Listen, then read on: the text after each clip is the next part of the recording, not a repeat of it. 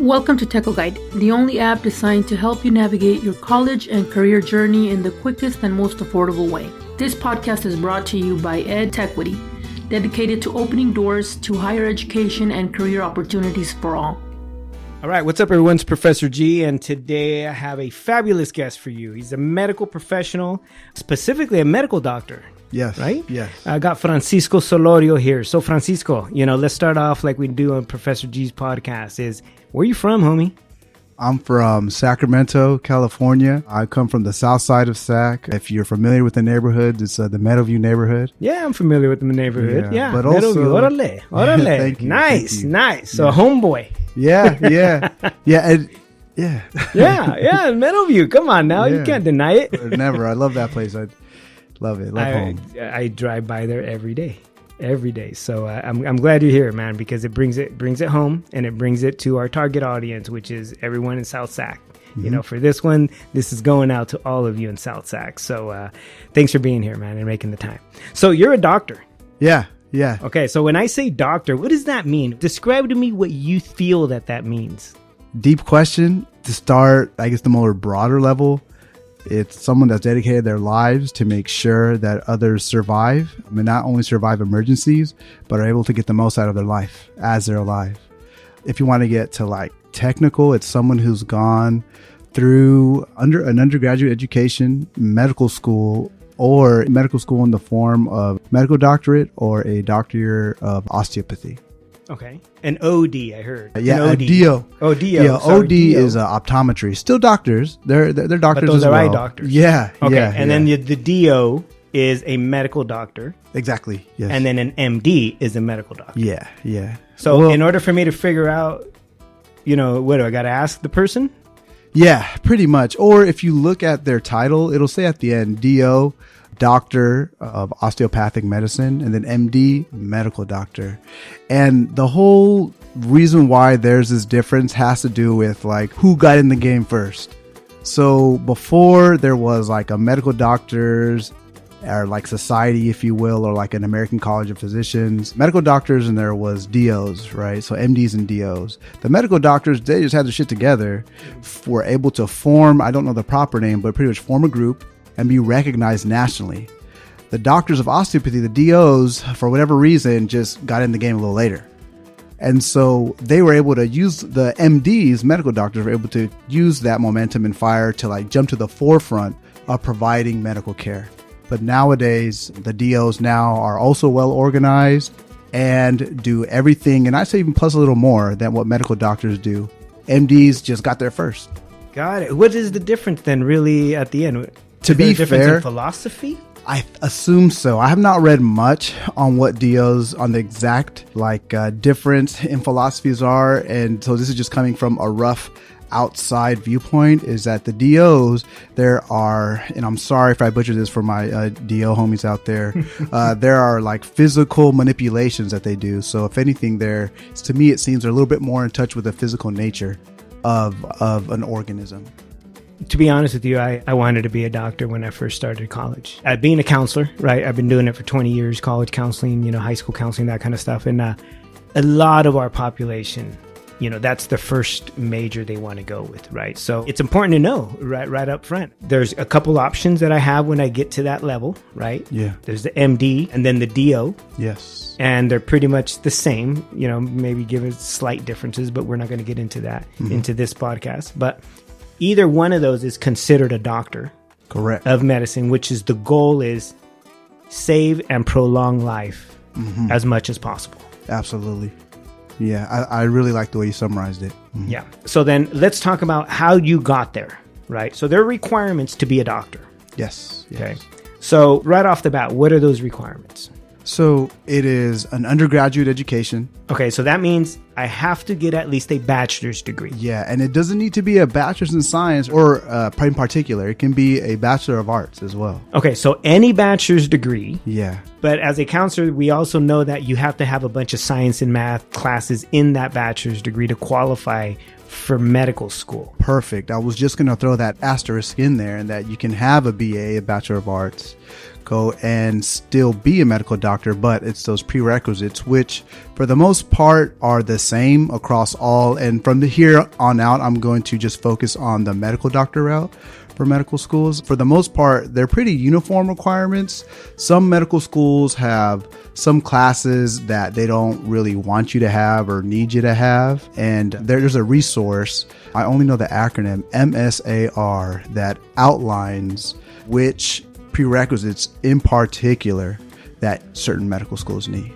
Got it. So if you're going to major in something other than, say, biology or science, then you got to make sure you're paying real close attention to those prerequisites. Well, you should always be paying close attention to those prerequisites. So normally what I've seen over the years in counseling is most students will declare like a biology degree or some form of life science degree, because usually that gives you all the chemistries that you need, all the bios that you need as part of kind of the degree, which meets most of the prerequisites. But like you said, you can do it with a bachelor's in history. Yes. Or theater or anything, but you got to make sure you have the prerequisites done, and those prerequisites will be those science and math focus that you may be missing because you didn't do a science degree.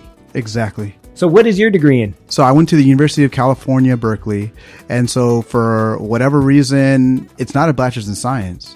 It's a Bachelor of Arts. And what I heard was that it has to do with the way that the funding is structured at the university. But it's a Bachelor of Arts in what subject? It's in molecular and cell biology. Okay, so it's still a science. Still a STEM. Even though it's a BA. Yes. But it's still a STEM science. So most of your prerequisites for medical school, I believe, are in that degree. Correct. And what you're touching on is that even though if you have your major and it's a non-STEM major, science, technology, engineering, or math major, you'll have that non-STEM major. And then you can kind of see it in your mind if it helps you compartmentalize it as, okay, but I'm doing a minor in these medical school prerequisites. Right. Yeah. You can see if it helps you separate it like that. Yes. And if you don't really understand what a minor is, check out our Techo Tip library, because there's a video on there on a minor and what minors are, where you can add a different subject to your bachelor's degree to open more doors down the line. And that sounds like that's what a lot of people do when they don't major in the sciences. So you have a bachelor's degree. Yes. In a science, right? So, you still want to be a doctor. You're not a doctor yet. And now what? Okay, so I have this bachelor's, right? And where I'm a big proponent of is having like these other ways out, these back doors or these like nodes, if you will, where you can like go other routes. So for me at that point in time, I had an opportunity either to continue as a scientist. While I was at the University of California, Berkeley, I did a lot of science research in the realm of X-ray crystallography. If you're like, what the hell is that? That's pretty much the way that we got to know what DNA looks like. That double helix that we see. That ladder, right? Chingadera, that wrapped up ladder. That dictates our chromosome. Okay, see, I know a little science. Yes. So you're looking at that? So using the technology that was used to look at that, in particular, I was looking at the inside of a protein called an enzyme, which catalyzes or makes chemical reactions happen. And so I was doing that while at UC Berkeley, and I had the opportunity to become a scientist in New York right after that.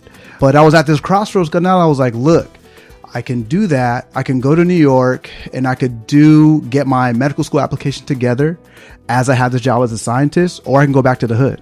Going back to the hood was very important to me because as I progressed through education, I realized, look, these people who got here to UC Berkeley before me, right out of high school, is not because they were smarter. It was because they just knew what the fuck to do. They knew to study. They had a place to study. They had someone telling them how to do their homework. And encouraging them. Yes, mijo, you can. Yes, we will. Exactly. Be there You're the you. best. Yes. You deserve this. You deserve everything. And here's some lana. Here's some money. Yeah, to get it. Exactly. And so when I realized that at UC Berkeley, like, look, I come from a hood where, if anything, these kids are stronger, they're smarter, and they will clown any of these kids here. I need to give them the playbook. I need to give them what I wish I had when I was growing up. The truth of how do I make it through this thing that I don't understand, right? On my way to becoming a medical professional or any professional. Yeah. Right? It's these secrets. And they are. And it matches with exactly what we do here at, Inspírame, right? Is let's give the information. Yes, the info. Info, and let them decide. But as long as they have the right info, we did our job.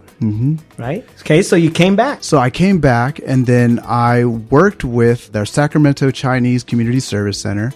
I may have messed up the order of that, but I worked with them for short with the Sac Chinese.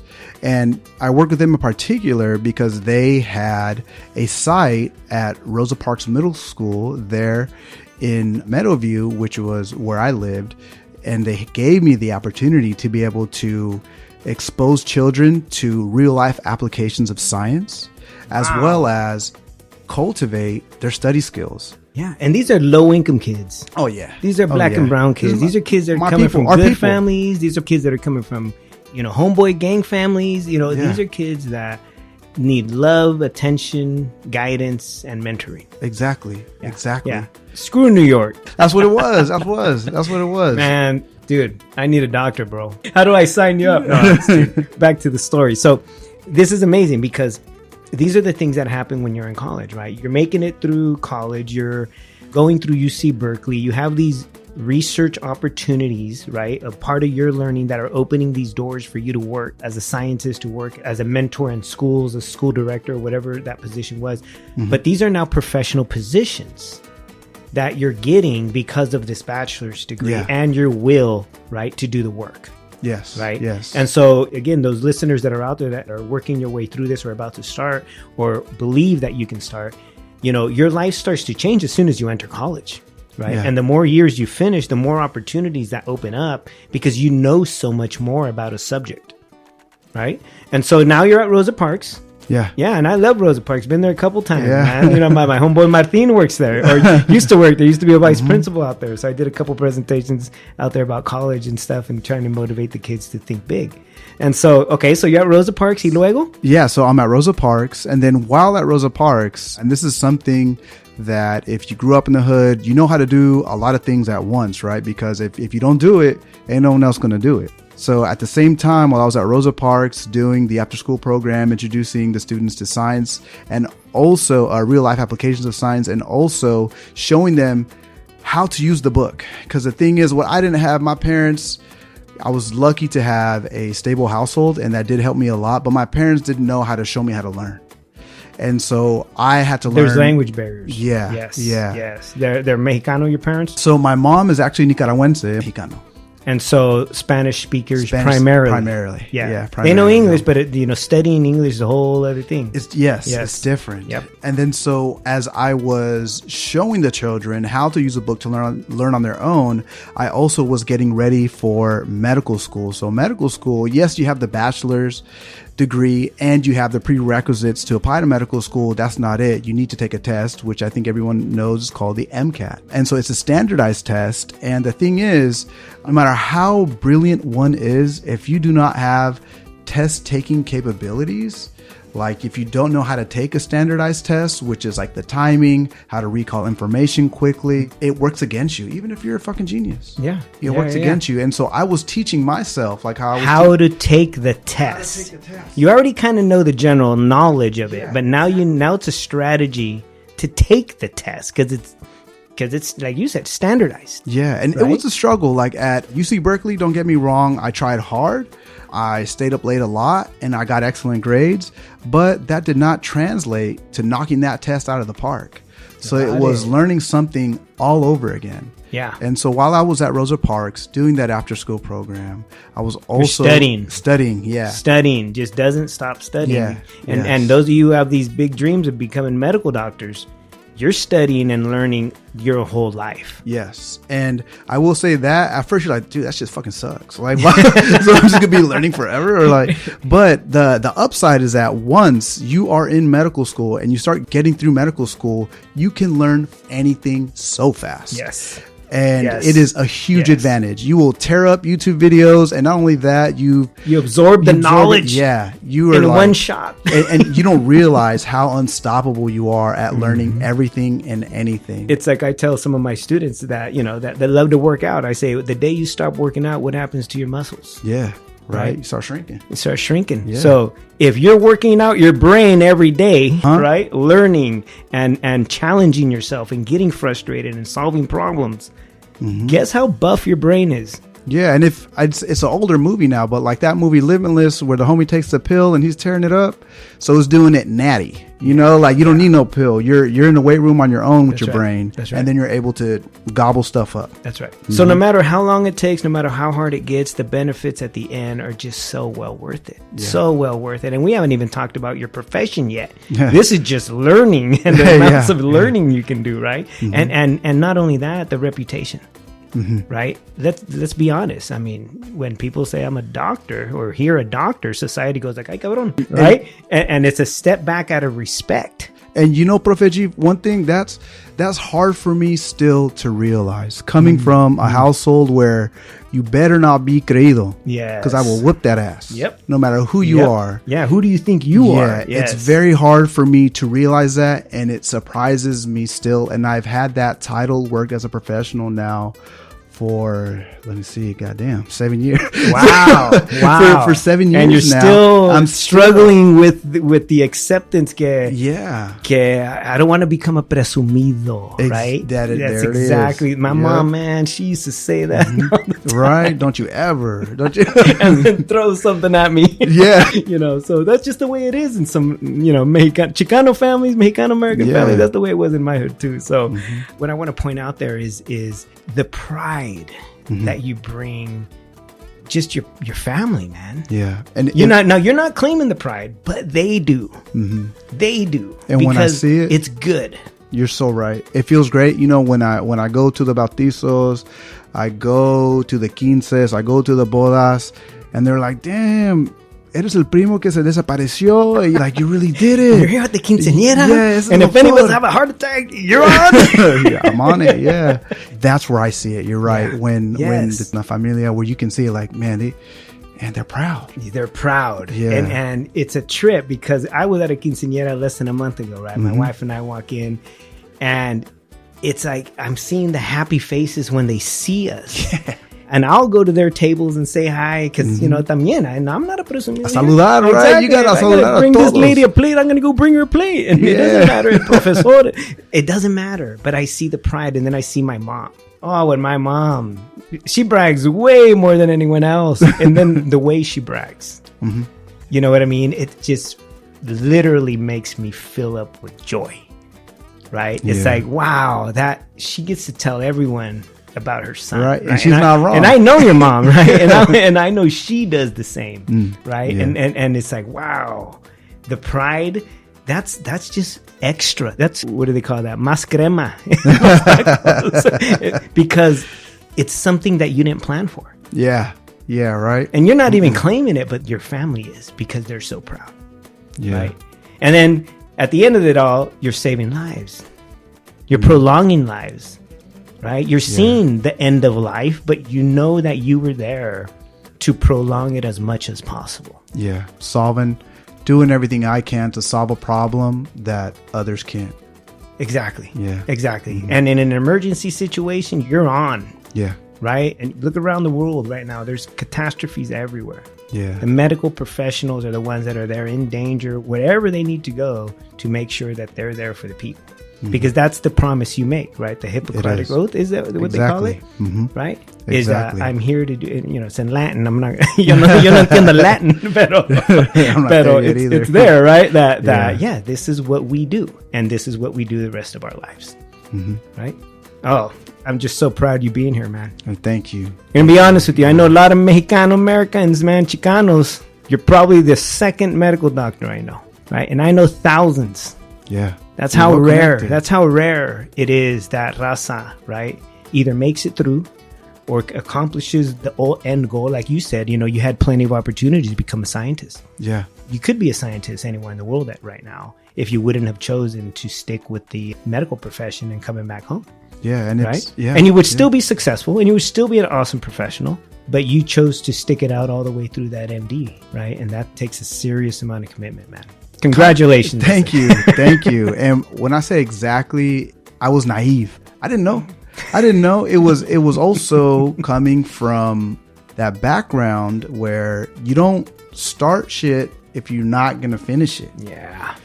And so, same with the food on your plate. Yeah, all of it. ¿Te Clean it. serviste? Yeah. Cómetelo. Yeah. Same thing, yeah. Yeah. And so like it was, Those are good values to have. I will say some of it came from being naive, not knowing how deep it was going to get, how long it was going to take. But there was ups and downs, and I will not mince any words. There was moments during medical school and residency, which is another time, or it's another phase of the medical training to be a doctor, where I was like, why the fuck did I do this? Yeah. Like, dude, I'm far away from my parents. No one knows the difference between a flour tortilla and a corn tortilla. Yeah. Like, it fucking sucks here. Yeah. So let's back up a little, because you decided to go to med school. Yeah. You're studying for it. You're working at Rosa Parks. You're taking this chingadera called the MCAT. Yeah. MCAT. It's That's the right. medical admissions test, right? That all doctors have to, all wannabe doctors have to take Yes. before they even could be considered to be admitted, Yes. right? You apply to how many medical schools? You are the man for a reason, because like you are touching on so much great stuff, even though it seems very linear. I applied to, I think, 50 medical schools. 50. And that was back in the day. Yeah, that was 2011. You applied to 50 medical schools. 50. Is there an application fee? There is. Touching on it. You're touching right on it. So being from where I'm from and my family's family problems. And there's not a lot of money. You're not wealthy. No. And unfortunately, my family, even though they always had enough to have a roof over our heads, there was financial issues where there wasn't much more left. I had to ask a homeboy from the hood who had money to help me out with the application fee. Wow. And that right there, I want to say wow. Why? Because I was taught never to ask for anything. You know what I mean? Unless it's the immediate family, and it better be an emergency. Right? And you had to go outside of the family to ask. Yeah, because it was G's. It was G's. It was thousands that I knew no one in my family had. Yep. And so... And it's a gamble, because what if you don't make it? Yeah, exactly. Wow. Exactly. Wow. How many, I mean, just, ballpark. So how many thousands? This is a decade ago. Okay, 10 years ago. Yeah, and then I don't have the calculation to really... Más o menos. So 3 G's, just an application. Yeah, just for people to say hell no to you, right? Yeah, because you're going to get a lot of no's. Yeah. Okay, so you submit about 50. I submit 50, and then I didn't know I got 49 back. Okay, by 49 back, I mean, so the process is you apply the first time, they look at your application, and then they send you secondary applications where they're like, you know what? We actually do like you. Here's this other application. Fill this one out. We need to know more. Yeah, exactly. Okay. And then if they like you, you know what? We really want to meet you in person. Then an interview. Here's your interview invite. Yes. So now you got to go in person. Yeah. Unless, because which is more money.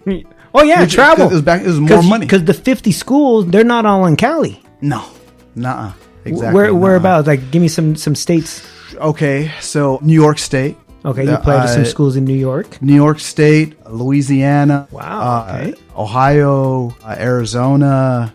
Donde quiera, everywhere. Yeah, I will say Texas, though, they have their own medical school application process. So it's like I needed to do a little bit extra to apply in Texas, which was heartbreaking.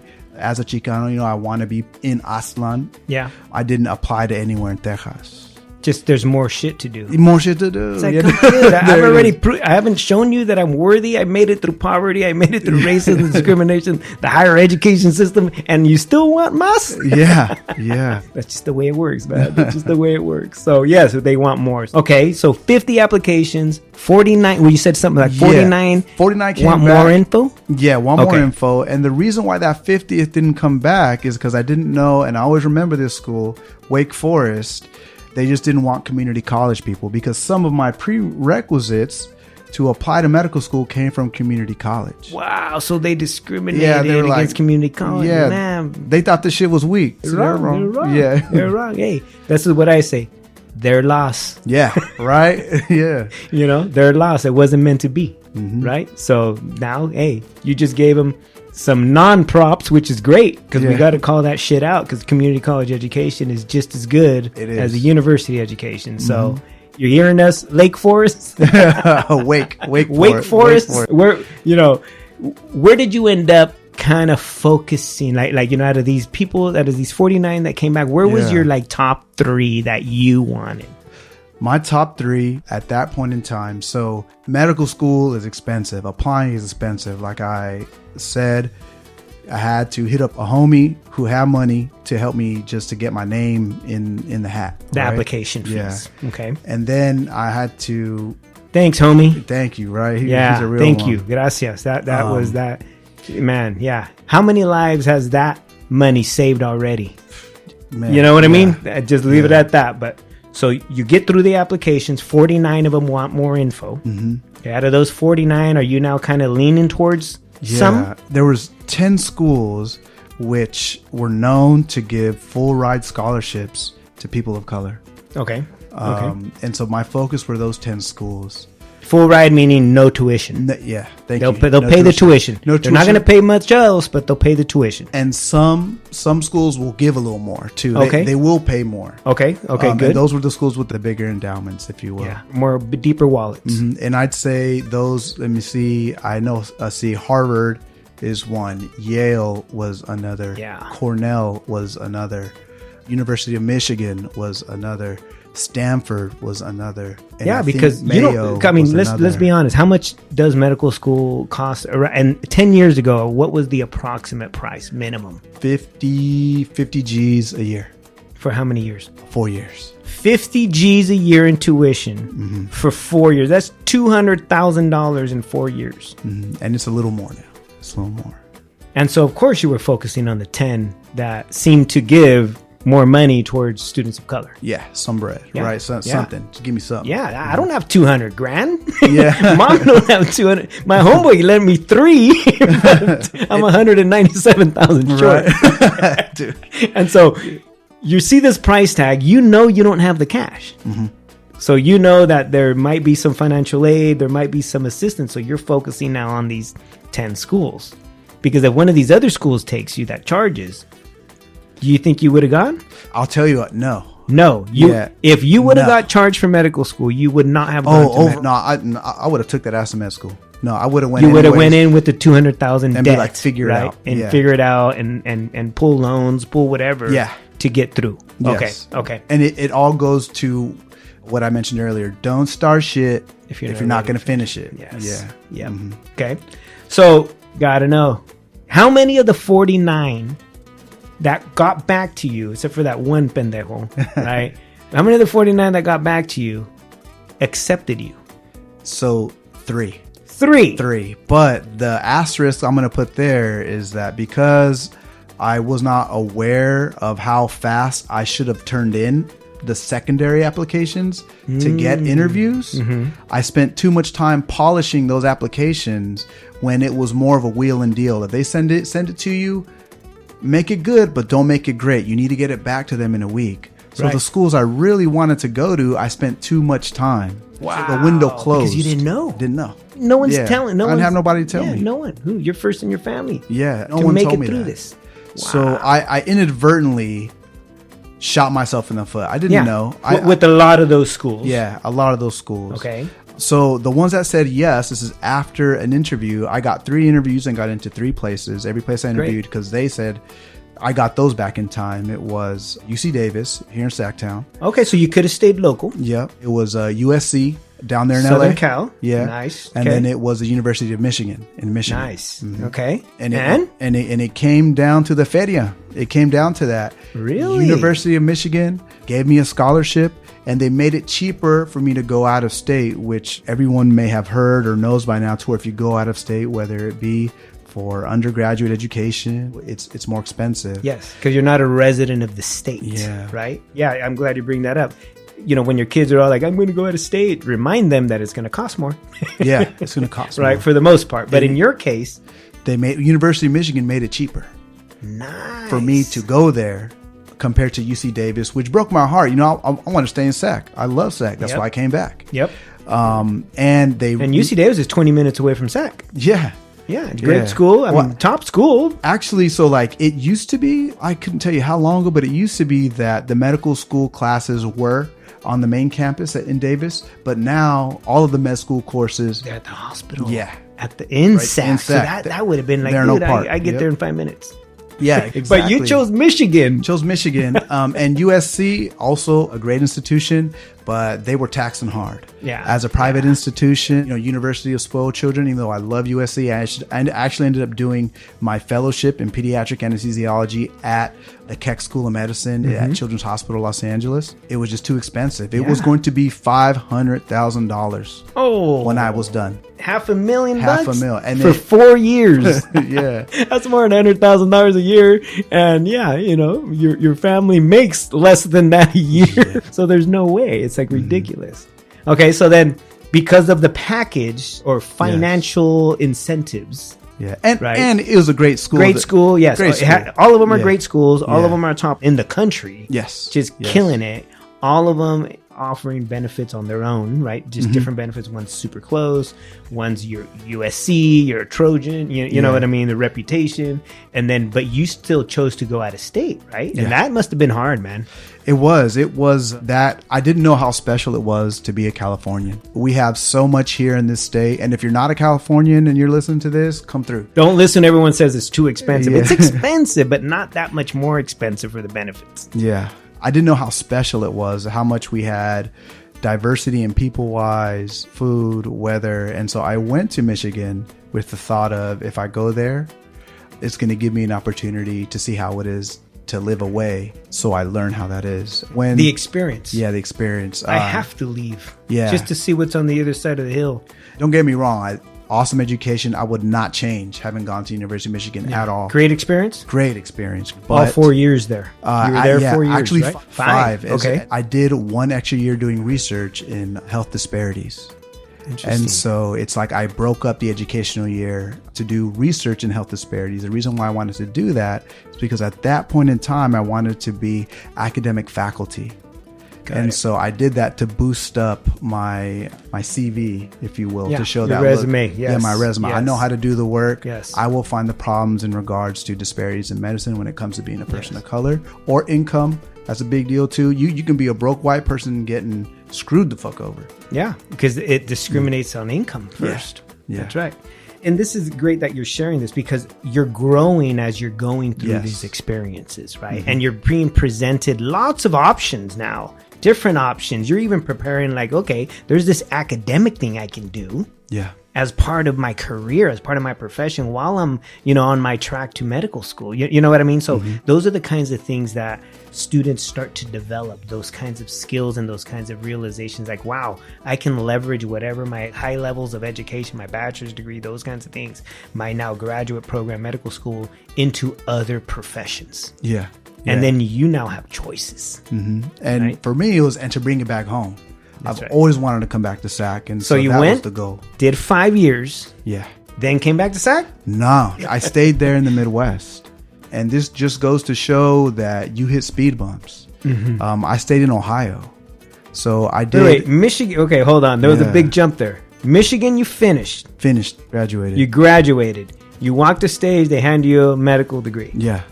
Big university, big ceremony, small ceremony. What was it? Big ceremony. The family came. Everyone's family came who could make it. You walk the stage at Hill Auditorium, which it's like the university's auditorium where everyone gets to graduate if they can. Some people, or some are really big too, is their football stadium, the big house. I believe there's graduation ceremonies there. But the medical school had it there at Hill Auditorium. It was big. I had all my loved ones were there that could make it. Yeah, how many hour plane ride are we talking about? It was 5 and a 5 half. hours. Yeah, 5.5 hours. Straight yeah. shot from SAC or from San Fran? You got to stop from SAC. You could go. I think for the most part, you always end up stopping somewhere. Yeah. So you're a 5 hour plane ride away Yeah. from your home. And it makes it hard to come back when emergencies happen. You just got to take it on the chin. And you can't just go and come back 1 day or 2 days. It's you better stay a couple weeks. Yeah. Because that plane ride ain't cheap either. No. So, okay. Yeah. So you graduate, your family that can makes it out there, right? Because of distance. You are officially a medical doctor? Yeah, great point. Officially a medical doctor. So what has happened up to this point in time is that I've gone through all of the schooling, which is book stuff.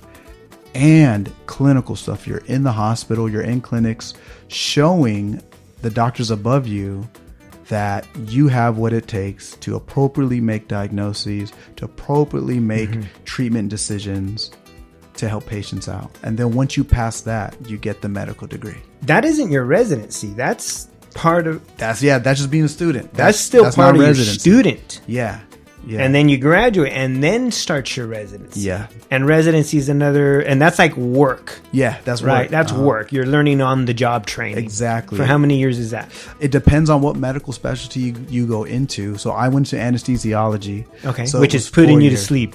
But putting you to sleep and pain relief. Exactly. Yes. You got it. And the person that sticks that needle all the way down to your neck to hit the vein, the nerve, to put nerve blocks. all of that. Yes. Okay. Yes. I've had that before. Yeah. Rotor cuffs. Yeah. The rotator cuff. Yeah. Rotator cuff. Yeah. So yeah. No. I know in anesthesiology. So that's your specialty. Yeah. So how long is your residency for anesthesiology? 4 years. Wow. 4 years. And it gets longer. But you're working full time. That's more than full time because residency, you're it's not 40 hours a week. No, the limit now, there used to be no limit. The limit now is 80 hours a week. So, and the max. Yeah, the max is 80 hours a week. And you were putting in 80 hours a week. There were some months where it was a little less, but for the most part, 80 hours a week. You're on it. On the job training. On it. On it. You're seeing patients, doing reports. You're being supervised. Supervised, right? yes. By senior medical doctors. Yeah, by attending physicians is what they call them. And attending physicians. And then they're your teachers. Yes. On the job. Yes. Right? And tell you what to polish. Yep. What to lay off on. Okay, so you finished Michigan. And then you did your residency somewhere else? Yes. Is that how you ended up in Ohio? You know it. Got it. Putting it together. Okay, see? Yeah. Now putting it's it making together. sense. You come halfway home. Not really. It was like actually just about an hour south of where I went to medical school at. Okay, so you're still way out there. Toledo, Ohio. Okay, you're still way out there. Yeah. And you spend 4 years there doing your residency. That's right. Okay. Now, I got to say it, man. These states sound like very low diversity. Yeah. Okay. Ohio, I don't know any Latinos, in Ohio, y menos Michigan. So tell me, how was that cultural experience for you? That cultural experience is what made me realize how special it is to be a Californian.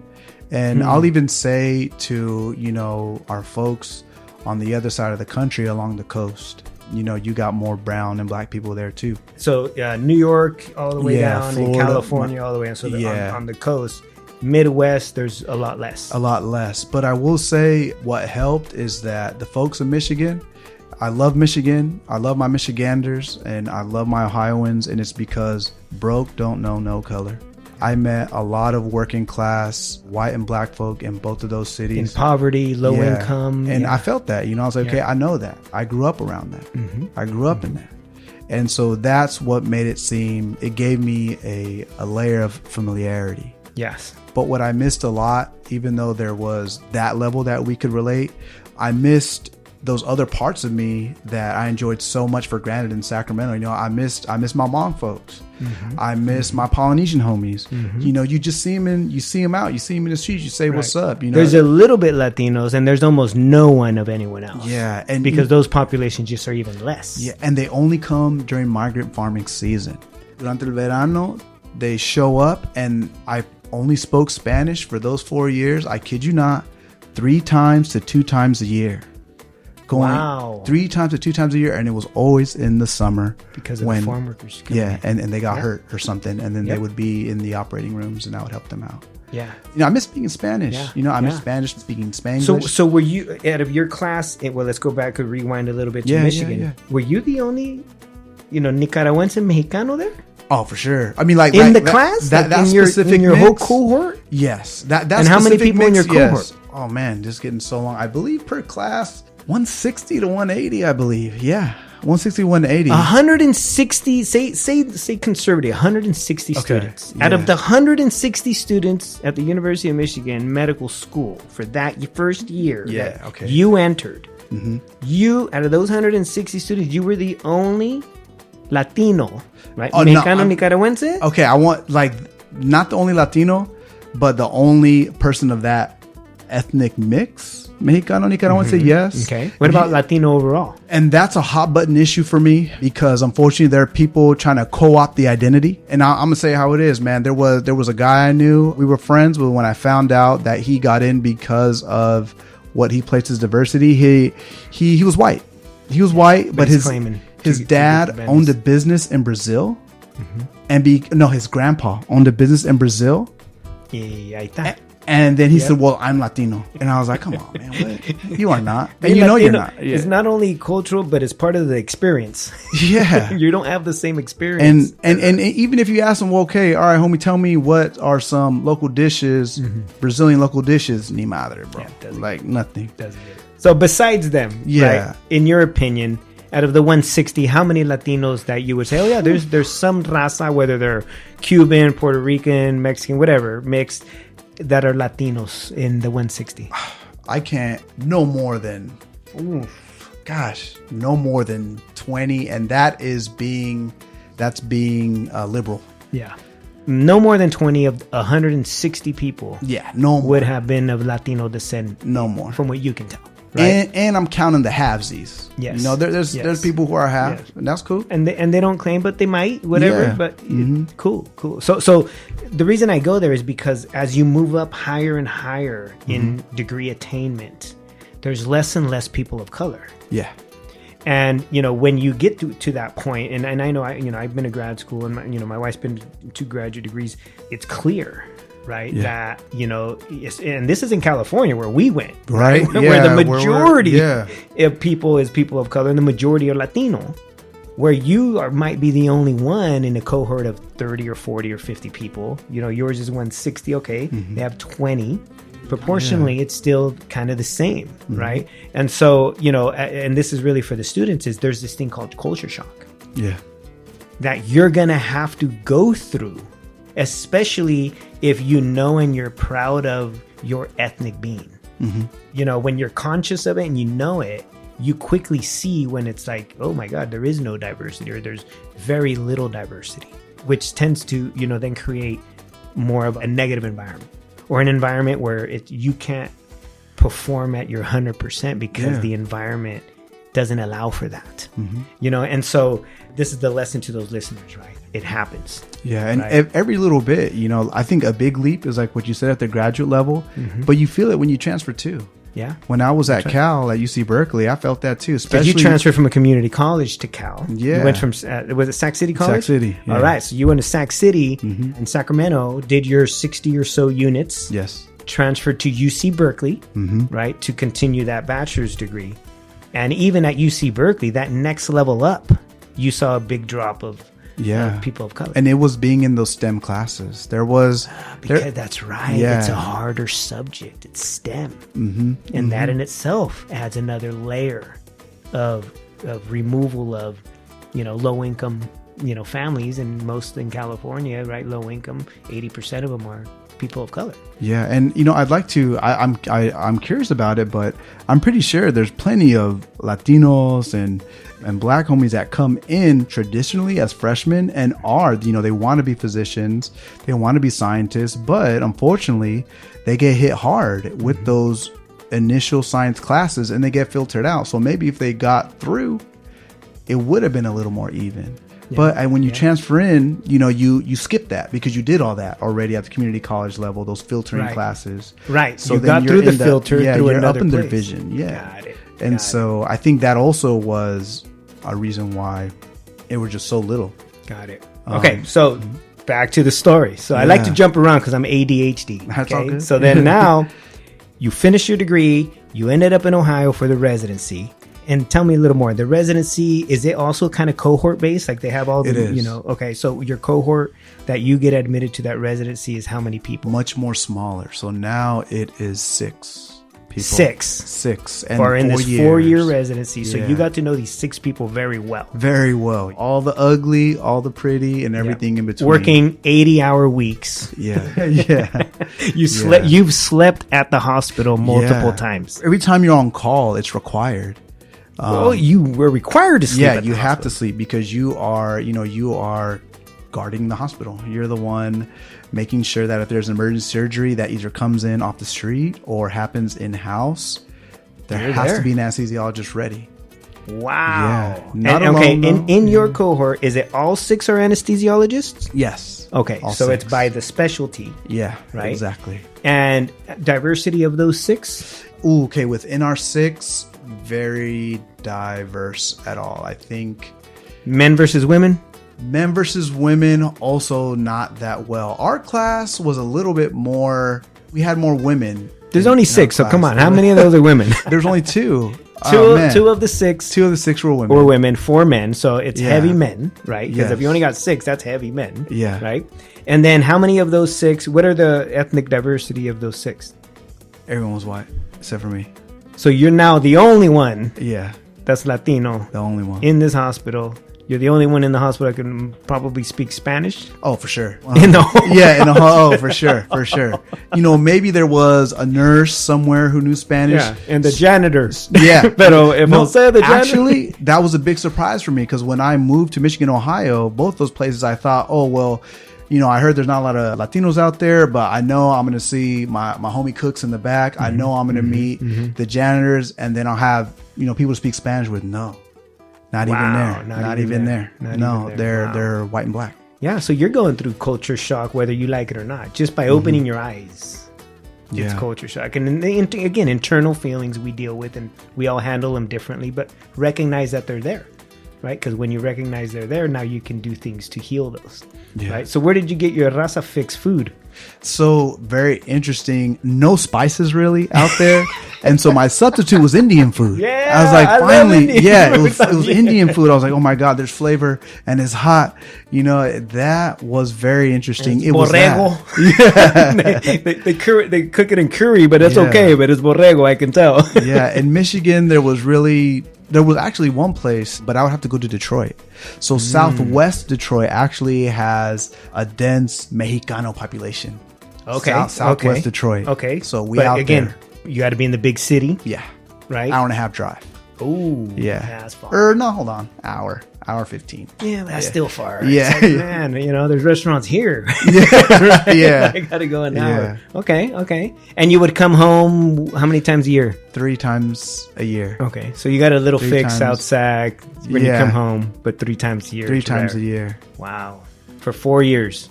Yeah. For The residency? 9 years. Because when I was 'cause at you Michigan. were gone. Yes, Yeah. for 9 years. Same deal. 3 times a year. No wonder at the quinceañera they're like el que se desapareció. Yeah. You've been gone Yeah. for almost 10 years. Yeah. Yes. You know, Yes. and now you're back. Finally. Wow. That's a great journey. It's amazing. Long, but worth it. Wouldn't You change. end your residency. When you end a residency, it's not like a formal graduation. I don't know. I mean, is there a It's a formal? small one. Yeah, it's like like a celebration? One, yeah, Like it's like a departmental graduation. Got it. So all of your fellow residents within the department, for me, Department of Anesthesiology, are invited. But you know, we're all working, so not everyone can make it. Some people at Like the hospital. Yeah, it's like a meeting at work. Yes. Some yeah. people got to work. Yeah, and so we had a departmental graduation. The asterisk here was during COVID, and I forbade my parents. I don't know if that's the right way to say it. I kept my parents from traveling at all. No, you stay home. Because you're seeing it yeah, right as it's happening. Yeah. And early COVID was just killing a lot of people. yes. Yeah. So you were doing your residency when It was. Yeah, you were in your Yeah, it residency was. when I COVID was. hit. We were in a weird area in that, as we all know, Detroit got hit really hard, and being only an hour away from Detroit, we thought that our hospital was going to get hit really hard. We did have a huge influx in patients. We did have to move a lot of specialties around, but we didn't get to the point where we were significantly overwhelmed. Right. However, as an anesthesiologist, I was intubating, taking care of COVID The patients. sickest where that there are was there.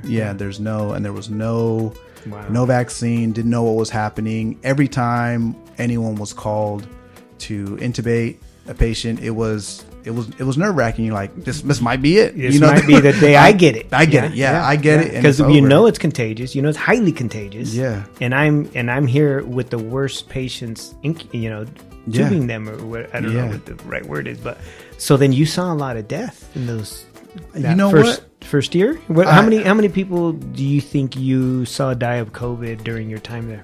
Our hospital setup was, like I said, it wasn't stressed. So because of that, they didn't need the anesthesiologist to also serve as the ICU doctors. Oh, okay. So we came in, placed the breathing tubes, and then left. If they needed other vascular access, so vascular access means putting like a big straw in a major artery or vein to deliver medications, we would do that as well after placing the breathing tube. But it was kind of like drop in, handle business, pull out. Yeah. And so it was ICU nurses who saw a lot of death, and the ICU doctors, they dealt with a lot of it. Stressful times brings out the real in people.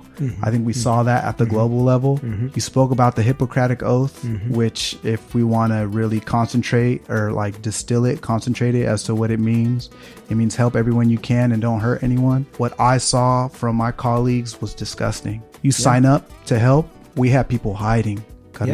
People hiding. Yeah, breakdowns. Just you can't. This is the maximum that you've ever seen of trauma. And people denying their oath, people denying what they signed up for. And that really showed me that being from the hood and having family and friends that instill that honor into you is special. You can have the most genius person in the world, but when shit gets tough, you don't want that person. No, you don't. You want you want the homie to stick it out. You want exactly. Who's got my back? Like to the end. Who's down? Yes, who's down? Exactly. And when shit hits the fan, that's when you know who's down. Yeah, you're right. Absolutely right. Actually, that kind of brings a tear to my eye, man, because you're right. It is that core loyalty. Yes. Ride or die. Ride or die. Yeah. And if you can't ride or die, get the fuck out of the way. And you probably saw a lot of that. A lot. And move. Get out of the way, because you're worthless to us. We now see, that this wasn't passion for you. Yeah. This was just a profession. Yeah. You really thought it was a job, even though you took an oath where said it's not just a job. Right. It's my life. Yeah. This is my life. And it comes before my own life. Yeah. Right. And oh man, that must have been like heartbreaking for you too, to see just so many people, just in your profession, either decide not to honor it or leave it altogether. Yeah. Right. It's kind of like, I got a lot of friends who end up in the military. Same thing. When they sign up, you're signing up ride or die. Yeah. Right. But then you see people start booking it left and right when shit hits the fan, and now it disappoints you, but it also angers you. Right? It's disappointing that, I thought you were somebody else, but I'm also angry that, you're still here. Move, get out of the way. You're still here. Those of us that are here to help, we got to step it up now and make up for this person not being able to perform. Yes. Wow. That's powerful, man. That's very powerful. Thank you for sharing that. Absolutely. Because things we don't think about, right, is you going into this profession, it's ride or die. Yeah. And I thought that going in, right? You see people think they have options and they do stuff like that. And what also affected me that way before COVID was realizing in medical school, just because you're brown doesn't mean you're down. That was a big kick in the pants to me when I met other Mexicanos that were like, well, I'm not that type of Mexican. Yeah. Yeah. Oh, man, I see terrible. It in my profession, man, in the college level faculty. Oh my God. Yeah. I just go sellouts, bro. Right? Sellouts. Just, I know you know what I mean when I say, are you down? Right. And I can agree with you there 100%. And it's in all of our professional careers. As y'all go through, you're going to see this every bit of the way. You go into the science, technology, engineering, and math courses, there's going to be a little less of you, and you're going to find that people that think they're better. They think they're not that Mexican. They think they're not that black. Yeah. And it happens again when you get to the university level. And then it happens again when you get to medical school. Yep. Don't let that get you down. I say I let that get me down too much. I wasted my time worrying about how down Susie is. Yeah. In my head, thinking, oh, maybe Susie is doing the right thing because it seems like she's not worried, when I wish I spent less time worrying about that and just doing what I needed to do to stay down in my books. Yep. Good tip, man. Good tip. That one we all fall into that trap, right? In different levels in our lives, but it happens often because we meet those kinds of people often. And if you're that kind of person, it's time to get in touch with your ethnic roots. Yes. Right. Thank you for Go to a saying that. quinceañera. Just crash one. It's okay. Right? It's not that hard. Buy some champurrado from... Go to the flea market, bro. But don't judge, Go to the flea market and enjoy it, If you live out in the ranchito, in the Mexican communities, what do they call them? Pajaretes? Oh, yeah. Where you have 7 a.m. alcohol with squirts of, cow milk in them. Out here where I live, they do that. And then once in a while, I got to hit one up. Just to connect. To remember. To get... Yeah. So, again, it happens, right? And it's part of everyone's journey. Right. And I'm glad you said that. Let's worry less about the others and how down they are, because you're down. Yeah. And you being down is important enough. Right. Okay. So you now finish your residency. You're coming home. Yeah. Well, so. Chingados. Skirt. Hold on. So every step of the way, while you're in the middle of finishing one thing, you're applying for something else. So you're finishing your residency as an anesthesiologist in Ohio. Yes. COVID hits. We make it through COVID. You're still a resident in Ohio. You now finished. Before I finish, I was introduced to pediatric anesthesiology. Children. Yes. Yeah, anesthesiology, pain management, and knocking you out or whatever. Expert. Yeah. Yes? Yeah. Okay. And I'd say, just to throw it out there, it's a triangle. So anesthesiology is a triangle. Number one is hypnosis. So that's like scrambling the brain so they don't know what's going on. The second part is amnesia, making sure the brain doesn't remember. And the third part is analgesia, taking the pain away. So you can think of those three things as like levers or dials, like that you turn up, turn down to get a certain effect when a patient's under surgery.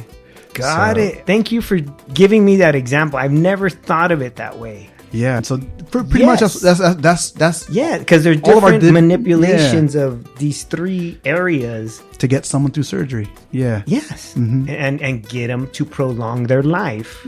Yes. Another day, another hour, whatever it might be, because that's what you do. And there's other parts of it called resuscitation. If heart stops in the middle of a surgery, anesthesiologists handle that too. Yes. And any other emergencies. Yeah. Yes. But your primary role is the manipulation of these three things. Yes. Right? Yeah. The hypnosis, amnesia, and analgesia. Got it. That's where it's going to take me a while to learn it, but next time we chat, I can get it down. So you find out about pediatric, which is the kid part of this profession. The kid. And it goes from recién nacido, I'm talking about barely coming out of the woman, and they need anesthesia, so minutes old, all the way up to even 20s and 30s years of age, because they have certain congenital heart defects that only a pediatric anesthesiologist understands. Interesting. And so it's that range of patients that I get introduced to during my residency. Okay. And I loved it. Wow. I loved it. And so during residency, I applied to fellowship programs. Okay. So fellowship is subspecializing in a certain area of medicine. So an example is I went to medical school and you come out with an MD. My specialty in residency was anesthesiology. Now my subspecialty, like the expert. Yeah. Este way knows even more about kids anesthesiology. Yes, pediatric anesthesiology. Got it. Yeah. Okay. And was it just because the kids? I mean, man, kids, to me, I got kids. It's like, shit, I'll do anything for you guys. Or what was it? What was it about the kids? We're going to time warp into back when I was 19. So when I was 19 in high school, or before high school, I wanted to be a paramedic firefighter. Okay. Part of that was, it's in the name, I became a paramedic. So I was in Fresno handling business as a paramedic intern, getting the experience I needed to be signed off as a paramedic. Right. Okay. I had a patient, it was a child, who needed help. His medical issue was beyond my capability. All I could do... because a paramedic is not a doctor, right? Not a doctor. There to, I don't know, keep them alive long enough for a doctor. If you can. Right? To get there. Yes. Okay. That kid and that patient, that situation impacted me so much. Thankfully, the kid got safely to the hospital. I decided I never wanted to be in that moment again, to where I didn't have the answers. So that is actually what moved me to get to medical school. Now we're going to time warp again. It's residency near the end. I'm introduced to pediatric anesthesiology, and I realized if I wanted the answers to help this kid out for real back in the day, this is it. And then that is why I chose it. Yeah. It wasn't a memory. It was always inside. But when you were presented with the opportunity, that's where the energy came to do another year. Yeah, just one more year. Yeah, do another year. You're already 9 years in the game. Yeah. Yeah. You're like, you know what? This is it. It's an opportunity for me to do a little bit more. Sorry, Mom, I can't go back this year. Exactly. Well, yeah, right. I can't go back, but I'm gonna try my best to get as close as possible. Okay. And so the fellowship was not in Ohio then. Not in Ohio. Okay. And this is very interesting because as you get further and further in your education, you get to know what's worth it and what's not. Mm-hmm. Right. I think when we start, we're like, you know what? I need to get me the biggest names and the biggest accolades under my belt. They better know me when they hear where I went. Yeah. Where I got educated at. And so I had the opportunity to go to Harvard for my fellowship. But thankfully, everyone was very open and said, look, if you go there, Francisco, they're going to chew you up, spit you out, and be like, you're lucky that we chewed you up and spitted you out. And I was not down for that. You know, I had already been through a lot already. The training, of course, is superb, the best in the country, if not the world. Yeah. But what was more important to me was being back home with Raza and within an hour of my parents. Yeah. So what happened is it was the same thing all over again, like medical school. You apply to a bunch of different places. You get interviewed by a bunch of different places. One of those places was Harvard, and it was Children's Hospital Los Angeles that stole my heart. That I was like, I need to go there. Yeah. Their faculty were down, and they're still down right now. And it's LA. It's LA. And it's Cali. Yep. And it's the best children's hospital in California for like who knows how many years now. And California is the 4th largest economy in the world. So yeah, it's not an accident. It's like, wait, you mean I get to practice medicine on children doing what I love to do in the goddamn 4th largest economy in the world, best state in the United States, you know, kind of thing? Yeah, it's a no-brainer. And then not only that, I want to point out that at that point in your life, you have realized that the name of the school doesn't dictate whether you're an amazing professional or not. Yeah. It has nothing to do with that, right? When we're younger, we tend to think that, you know, the brand, right? This name of this thing is going to make or break me. And then you realize you don't need that. I don't need that. And if you're going to treat me that way, ni madres, you know, you don't deserve to have me. I'm going to go where I want, right? Because you now understand that your worth is on you. Yes. Not on the name of some pinche place you go to, right? And I tell that to my students all the time. I said, listen, where you start doesn't mean where you end. Exactly. I go, and at the end, you better choose where you want to be. Yes. And that's what your schooling gives you, is the option to choose where you want to be. So you were presented with some options. Yeah. Harvard, LA, any other options in that area? Yeah. Children's Hospital, Colorado. Okay. I hope I said that one right. I may have mixed Colorado, up the order. You know, Colorado. A little bit closer than where you're at. Pero not Cali. Dallas, University of Texas Southwestern, Seattle Children's Hospital. Oh, wow. You had a lot of choices. UC Davis. Oh, a lot. And a lot of it came from exactly what you touched on. I was at the University of Toledo, okay? No one thinks of the University of Toledo as being the premier anesthesiology education, but I made the best out of what I had. Okay. I talked about the 80-hour work week. That wasn't enough for me to make sure I was good at what I did. I stayed longer because I wanted to get as much as possible. Yep. I hounded my attending physicians. The attending physicians are the doctors that watch over you, and was just trying to soak up as much as I could and seeing situations where patients were doing bad and learning what to do. Yeah. Yeah. And so by busting my ass and getting as much as I could out of that opportunity, which some people would say probably wasn't the best opportunity, put me up to bang heads with some of the best applicants in the nation. That's right. Bring it. And let's see who works best with the people. Yeah. Cabrones, right? Because, exactly. And we let them judge, you know? That's what I tell my students. I said, listen, I never desired the big schools tampoco in my profession. But you put me up against any of my colleagues that went with Ivy League, and I'll ask you where the students want to go and who do they want to see, and they don't want to see them. Yeah. That empowers me to say, órale. It's not the name of the school, it's you. Yeah. Right? It's you that makes you. And when you're at the top, like you have been, you have choices. So you chose LA. And I like the way you put it, because I don't bring this up to be like, look at me. I bring it up to be like, to the students, work that ass and it will happen. Yeah. You just got to work that ass. That's right. That's right. And stay focused, stay on it. No matter how long it takes, get it done. Right? So LA Children's Hospital. Yeah. Wow. Okay. And that's what's weird, right? LA Children's, but there's always a certain way to say it. It's Children's Hospital LA. Children's Hospital LA. Wow. So yeah, donde quiera, because they're doctors, man. You gotta get it right. Oh, see, no people die. Right? Dude, so, yes. Don't mess it up. Okay. So the Children's Hospital of LA. Best year of my 1 year fellowship.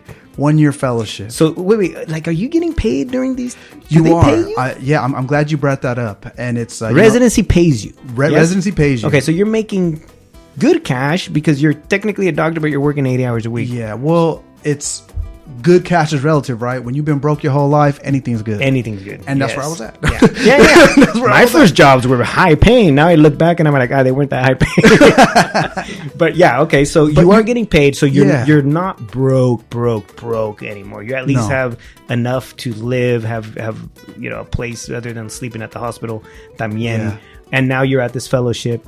And so you are getting paid. So I want to make sure that as our audience knows that, when you're at these levels, you're getting paid now. It's not... No more loans. Okay, perfect. You're getting paid. Getting paid. And it's work experience now. Yes. Right? So this is another year work experience working at the Children's Hospital of LA. Yes. Under a different doctor, obviously. Another physician. That's your assigned, or how did you say it? Attending physician. Attending, yeah. And again, you're learning as much as you can from the pros. Yeah, from the pros. And I feel like I've used this term already, but whatever. The asterisk here is that even though you're learning from the pros, technically everyone who's a fellow is at the level where they can practice alone. Yeah. So if anything, you're like an all-star. Yep. You're learning. The veteranos are letting the new pros learn from the veteranos. Yeah. So you're learning the super secret moves from the veteranos. Someone who's been doing it for 40 years. Yeah. Even though you have some moves of your own. You got. But they're polishing. And they're learning from you too. They are. Because they're like, whoa, this guy's, got skills in different areas that I may not have. And you get to rep. When I was there, I'll show you pictures later, carnal. I wore my Sac City lanyard, all proud, bro. All proud. Banging in Sac City College when I was there at CHLA. Yep. I wear I proudly always wear my lanyards from community college because it's like, dude, this is where I started. And I'm still here. Yeah. And I'm in the same room with you. Yeah. and you get to show them like, look, we can hang with y'all and you could maybe learn a little from us too. That's right. And you can give other folks like us a chance. That's right. So, so this fellowship, is it an 80-hour a week también for another year? Yes. It's like a residency for 1 year. Exactly. For this new specialty. Yeah. I kept the same approach. Okay, 80 hours, but stay a little longer if they let you, homie. Yeah. Learn as much as you can because this is it. Like after this, you're alone for good. Yep. Work as hard as you can. And the difference was now because of Children's Hospital Los Angeles being the premier children's hospital in the state and that side of the country, I got to see a lot of medical pathology, surgical and surgeries that other folks don't get to see. Yeah. And volume. Oh my gosh. Volume, right? I mean, think of it this way. If I fix 10 cars, I'm a better mechanic than the guy who only fixed one. Yeah. Because I've seen 10 different problems compared to this other person who's seen one. Now you So multiply well that to LA. Dude. It's 80 hours a week nonstop. Just Yeah. you're fixing cars, people, children, Yeah, helping children out. Yeah. hundreds and hundreds, experience. Yes. You're cranking out experience, right? Mhm. And that makes you a better physician. Yeah, and there was no shortage of the experience. And I went from And multicultural. I can only imagine everything. I was walks in the just door. gonna say that. Yeah. I went from Spanish 2 to 3 times a year to like 5 times a day. Yes. At least 5 of my times a patients day. today will be Spanish Yeah, speakers. and it was freaking beautiful. Yeah. Freaking Yeah. beautiful. You felt at home. Yeah. Nice. But Yeah, I felt at home. you're technically not at home. You're in LA. You're from No. SAC, but you felt the cultural value. Yes, and the catch is at UC Berkeley. So LA, being a very proud NorCal person, I did not realize, is very naive, but I didn't realize how big LA was. Yeah. So it's just a lot of people down there. And so when I was at UC Berkeley, all of my Latino homies, they're from LA. And so when I was at Berkeley, I would go to, I want to see their hoods, Yes. Being from my hood, I would say, okay, well, how y'all do it? Right. What y'all wear? Right. Right. And so Where do when you eat? Yeah. What do y'all eat? Right. And so, what do y'all kick it at? And so I would go down to LA and, thankfully I made these really good homies and they showed me how they lived. I knew, fast forward now to fellowship, I knew what I was getting into. I was very thankful. Yeah. Very And it was thankful that I had familiar. homies like that in college that introduced me to LA. The LA scene. So now Yeah. LA is not new. Exactly. You're a little different because now you're in the residency at the Children's Hospital. At the fellowship. Yes, Mhm. in the fellowship, but LA is still LA. Yeah. It's familiar. Okay, so you did your 1 year? Did the 1 year, and all these dividends of working hard, it started at Sac City, gave back at Berkeley. Medical school, same thing when I was a resident in Ohio. So medical school, Michigan, I used that education, worked hard at it, and I performed well as a resident in Ohio.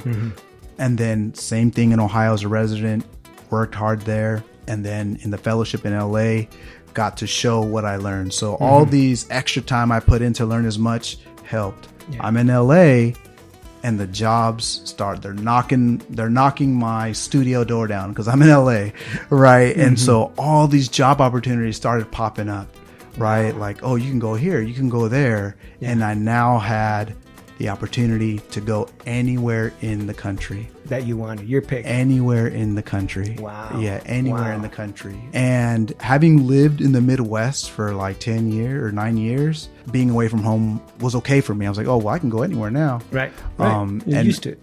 But going home and bringing what I learned was the most important to me. It's like, I didn't do all this to be in Phoenix, Arizona. Yeah. And okay, yeah, maybe. And I know I would've can made do more good money. work in Phoenix. You Yeah. can do amazing work in Phoenix. Yes. And nothing against Phoenix. Nothing But your against Phoenix. heart I like usually Phoenix. calls you home, right? Yeah. For a lot of us, the home calls us there. Yeah. Right. And you're able to fulfill that. Yes. So that's when you decided to come Yeah. back up Northern Cal. And when I would come back and visit, when I was in Michigan, Ohio, I would always walk by Sutter Hospital. My little brother, he lives in the Midtown area. And so when I would visit, we would go out Midtown and I would look at Sutter Hospital and I'd be like, I want to work there. I want to work there. And so as I progressed through residency and fellowship, I kept my tab on Sutter Hospital. Like, are they hiring? What's going on? And as fate would have it, they had a freaking job opening when I was in fellowship. For a children's anesthesiologist? To be a pediatric anesthesiologist. Wow, what you're doing your fellowship in. Yeah. Wow. And it's very difficult to find an anesthesiology position in private medicine doing only pediatric anesthesiology. Usually you have to mix it up with the adults. Yes. And so Because they're going to use you in all of them. yeah, right. Yeah. They're going to put that as to work. Yep. Yeah. Yep. And so I interviewed with them. I interviewed with other folks because, like you said, just have a chat with people, see what they're saying, see what they're offering. Yeah. And I could not turn down the opportunity Wow. to work with the private anesthesia group that covers anesthesia at Sutter Hospital. It was a dream come true.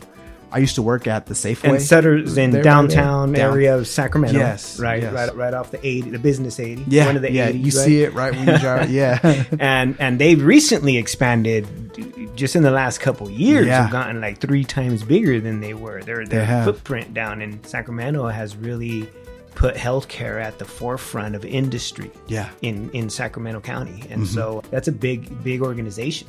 Very big organization. So now you're there. I'm there. How many years have you been there now? Dude, apenas a year. So like this is probably so you're still on cloud 9, man. Yeah.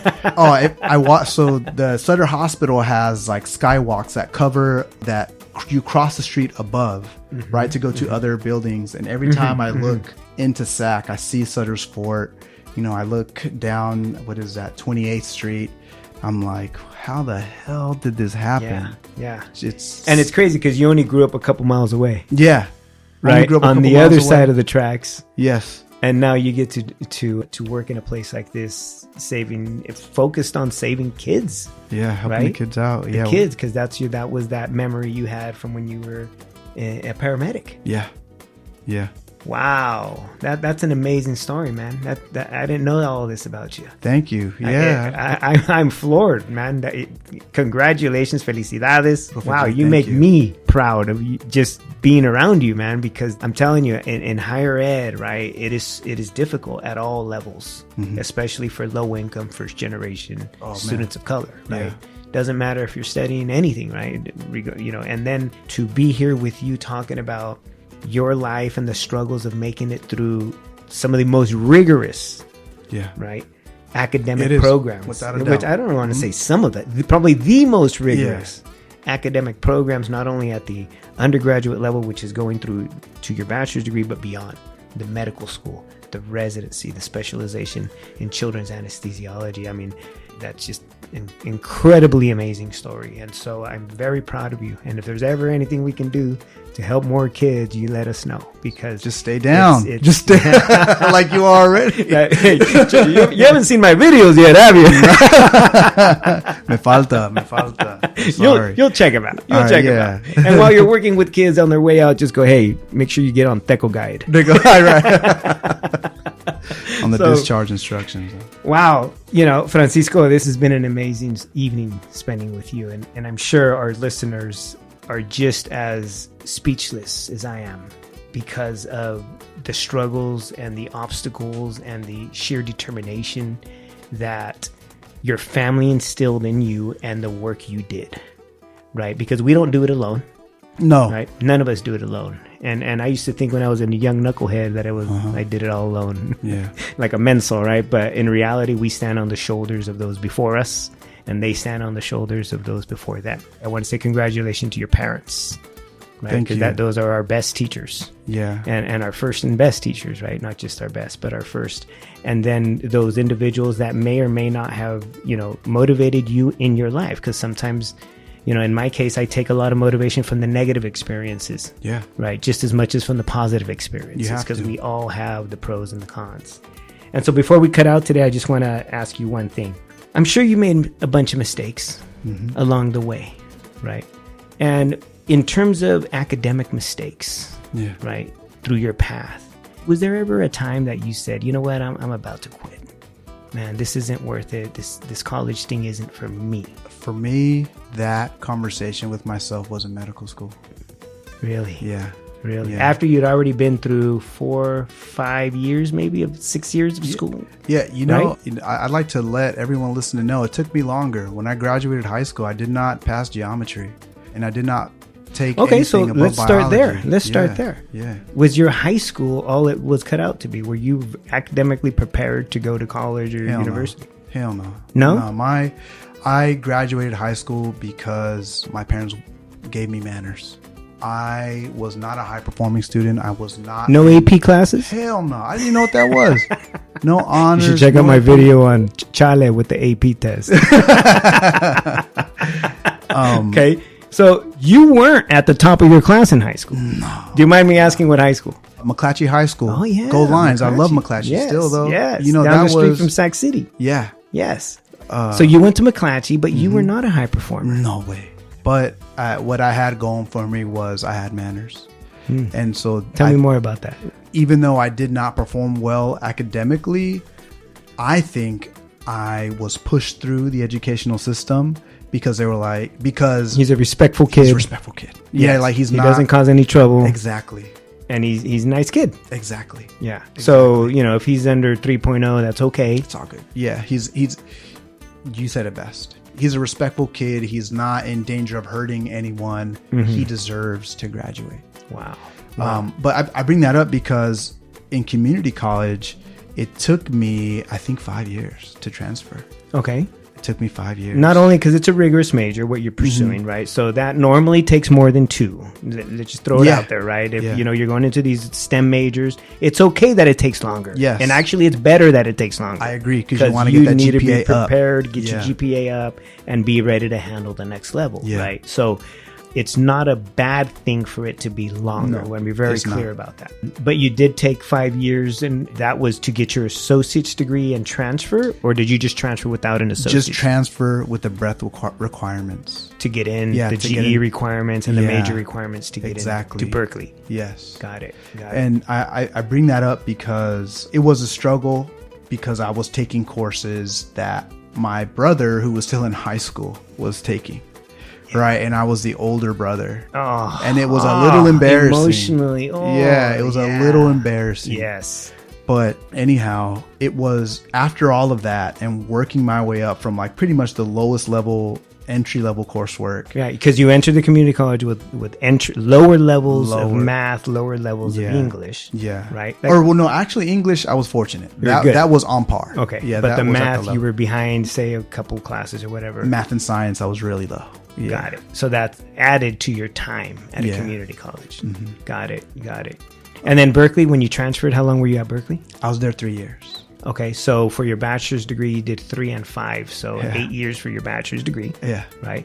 And then you started your medical school, 4 years, and then 4 years of residency, and then 1 year of that additional training for the anesthesiology for children. Yeah, you said, how many years medical school did you say? Was it 4 years medical school? 5 years medical school. Damn. Yeah. It's been a journey. Yeah. Would you do it all over again? I would. Hell yeah. I would. For sure. Yeah. Hell yeah. Just now that I know what I know, immediately. Totally worth the work. Yes. Totally worth the money. Yes. The stress. Yes. The separation of family. That one made it hard. But you're still worth it because I'm back. Yes. Because I'm back. Yes. And let's be real. All of us will have to deal with life and death sooner or later. Yeah. Right. Just imagine you have a family member that's a great doctor. So I'm sure family hits you up often. We actually had to have conversations about it because there was asking for advice and let me just complain to you about how bad my doctor sucks. And so I told him, do you want advice or are you going to complain? Yeah. Tell me which one and go ahead. Just so I know. Yeah. If you're complaining, I'm really not listening. I just need I'm a venue for you to complain. Yeah. But if you have a medical condition, I'm listening. Yeah. Then, be ready for some instructions here. Yeah. Oh, ahí viene tu tía Licha otra vez. But it's a source of pride for the family. And that's what I think we forget as professionals. Yeah. Right? Is they talk about us, they talk about my family, talks about me when we're not there. Right. We don't know. And we don't know. And it's their form of healing. It's their form of pride. It's their form of dealing with trauma, right? That the system is built against them and against others, right? It's that hope. You know what I mean? And you represent that hope, not only for your family, but also for your community. And you represent that hope for me. As I work with students, I can now say, I know a Mexican Nicaraguense doctor that does children's anesthesiology. And then I can break down, this is how he did it. Yeah. And that might be the first time somebody hears that, right? And at least they have a blueprint. Yes. And it's the blueprint. Because you do have to make your own moves. During this journey, I was making my own moves, making my own study devices, making sure that I handled me. And that point itself has to do with the time where I thought I was on the ropes and I was about to throw the towel in. Yeah. To go back to your question, so it was my last year of medical school. There was one last test that you need to take before you apply to the residency programs, right, to do the specialty training. This test at that point in time is called Step 2. There's all these crazy names, y'all, for all these tests. It was Step 2, and around, like, the gossip around my classmates was that it's a super easy test. You don't need to study for it that bad, right? I had already, not Sounds excelled. like you're being set up. You already know. I'll be set up. Yes. I'll be set up. You know why? Because I was busy. I went off my path of not worrying about me and worrying about everybody else. And so I was like, oh, well, if they're saying it's easy, maybe I don't got to try. I mean, I already clowned all these other tests. You know, I did good. You know, the confidence is high. Yeah. He likes me. They're saying I might get a good spot. I was like, you know what? I'm going to chill. You know, I'm going to chill. I'm going to not study that hard. And it's because I listen to people that aren't me. Right. And I stayed off my blueprint, which is to work that ass. Yeah, that's right. And what happened was I got a poor score on that test. Wow. And so all of the options I assumed I was going to have, poof. Right there. Wow. No, and I was looking forward to coming back home. I was looking forward to going to some residency program in Califas. You know, to be closer to family finally. Yeah. It didn't work out. It didn't work out. That, yes. And I started to let go of the dream of becoming an anesthesiologist because I missed home so much. And I was like, maybe I should do another profession where I have a higher chance to get back home. Yeah. There's nothing wrong with these professions. It's just the qualifications I needed to do anesthesiology weren't high enough for me to get back home to Califas. Right. And at that time, right? And this was time. At the last year of your medical last school. year of med school, and that's the when door still wasn't open there yet. No. Yet. And it's just a matter of time. And that was the moment in time where I almost gave up. Wow. And at the end, what stopped you from giving up? What stopped me from giving up was actually, and you touched on this, I can't remember if it was within this interview or when we were speaking earlier before the interview, was someone tried to tell me that I wasn't worthy. And in my mind, there's that Aztec warrior. Yes. I was like, in my mind, I was like, you don't effing know me. Yeah. And you're not going to tell me I can't. Yep. This person was a counselor at the medical school. Wow. What was on her agenda. Spirit crusher. Yeah. She wanted to pad the med school's numbers because it looks bad for the med school if I apply to a specialty and don't get in. If you don't match. Right. It looks bad for the med school. She didn't care about my little story of how bad I wanted to be an anesthesiologist, of how she didn't care what all of the other professors had said, like, hey, this is the one, he's a good kid, he's not a good kid, you're obviously an adult at that point. We're vouching for him. Yeah, we're vouching for him. He's got the skills. She did not care.